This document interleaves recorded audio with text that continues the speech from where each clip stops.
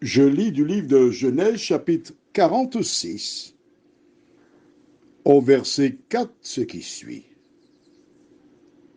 Moi-même, je descendrai avec toi en Égypte, et moi-même, je t'en ferai remonter, et Joseph te fermera les yeux.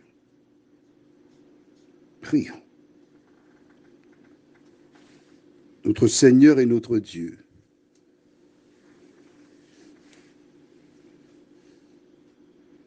qu'est-ce que tu es magnifique. À travers la Bible, nous apprenons à communiquer. Que le Saint-Esprit continue de nous éclairer, nous diriger dans toute la vérité, nous t'en prions. Au nom de Jésus et pour ta gloire éternelle. Amen.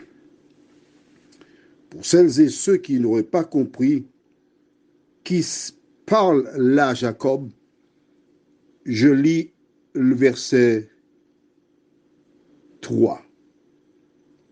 Et Dieu dit, je suis Dieu. Le Dieu de ton père, ne crains point de descendre en Égypte, car là je te ferai devenir une grande nation. C'est ce que nous avons vu hier. Mais Dieu continue en disant, au verset 4, moi-même, je descendrai avec toi en Égypte. Cette partie, quand j'ai lu ça la première fois, j'ai trouvé ça extraordinaire.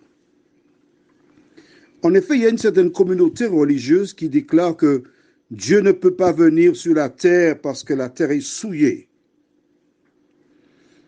Mais là, Dieu dit à Jacob, je descendrai en Égypte. Moi, je descendrai avec toi. Nous sommes pratiquement tous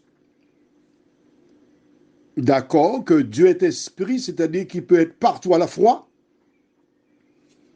Mais il indique à Jacob ou Israël qu'il descend en Égypte avec lui.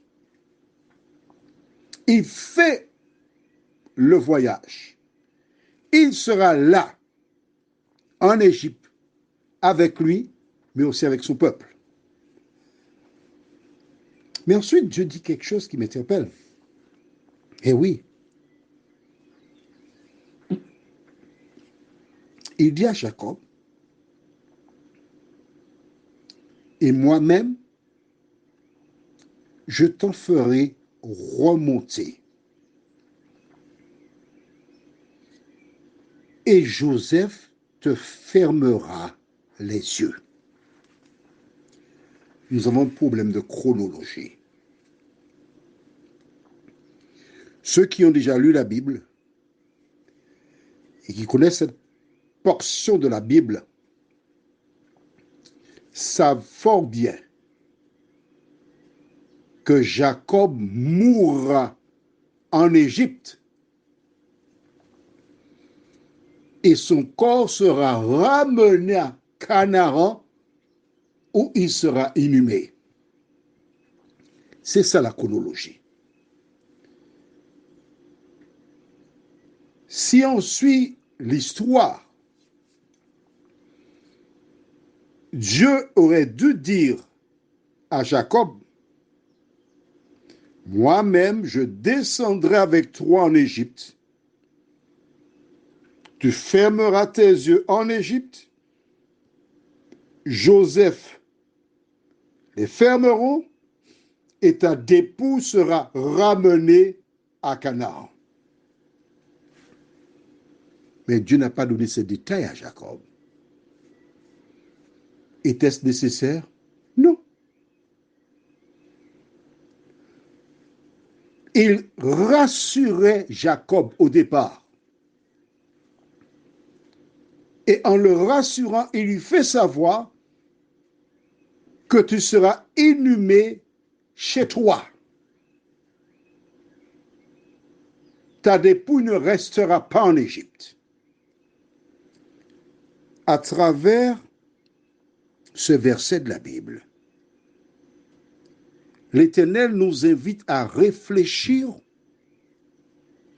afin de savoir ce que nous devons dire à quelqu'un et ce que nous ne devons pas dire. Et quand j'en parle là, ça me fait penser à un homme. Un homme qui a été voir quelqu'un qui est en stade terminal. Chaque fois qu'une personne allait à son chevet, et Wowo connaît bien ce récit, l'homme disait, bon, quand je sortirai d'ici, et c'était un agriculteur, je chercherai des plants, je vais planter des dachines, des ignames, et est-ce que tu connais quelqu'un qui a des plants? Je voudrais acheter. Le gars est en train de mourir, hein? Il maigrit,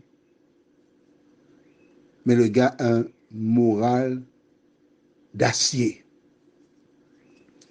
Et toutes les personnes ne trouvent pas les mots, la force pour lui dire, écoute, il serait temps de penser au voyage. Hein? Mais un homme qui se sent autorisé a été voir cet homme-là. Et quand il est arrivé, il a salué. Et l'homme lui dit, ah, mon cher, d'ici quelque temps, je sortirai d'ici, je vais chercher des plants, je vais planter. Et le visiteur le regarde dans les yeux fixement. Le souffrant continue, mais à un moment, quand il se rend compte qu'il parle à un mur, il s'arrête. Et le visiteur de dire au malade, comment? Tu ne vois pas que tu es en train de mourir, que tu vas mourir bientôt? Le malade a commencé à pleurer. Il ne faut pas pleurer. Tu vas mourir aujourd'hui, c'est toi. Demain, ce sera moi. Mais Jésus va revenir et tu auras la vie éternelle. Il faut prendre courage. Mais tu es en train de mourir, mon cher. Cesse de faire des plans. Une heure plus tard, le malade rendit le souffle de vie. Et le visiteur était content. Ah, je l'ai aidé à se préparer. Il est mort en Jésus. Hein? Je voudrais dire à toutes les personnes qui pensent comme ce visiteur de rester chez elles, d'aller prendre une Bible pour lire. Quand une personne meurt, ce n'est pas nécessaire de lui dire tu es en train de mourir. Non. Lis pour cette personne le psaume 91. Pas 90 ans, j'ai dit 91. Lis-lui le psaume 23. Chante-lui et propose des paroles d'espérance. Dieu savait que Jacob allait mourir en Égypte, mais il ne lui a pas dit. Prions. Seigneur, souvent nous commettons des gaffes parce que nous ne savons pas parler. Mais nous te bénissons parce que la Bible nous apprend comment dire la vérité et toute vérité n'est pas bonne à dire. Donne-aider chacun à relire ce verset. Et quand plus tard nous arriverons sur le décès de Jacob, je vais renforcer.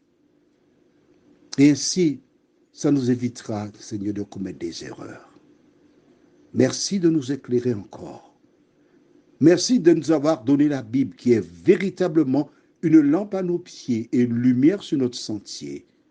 Au nom de Jésus pour ta gloire éternelle. Amen.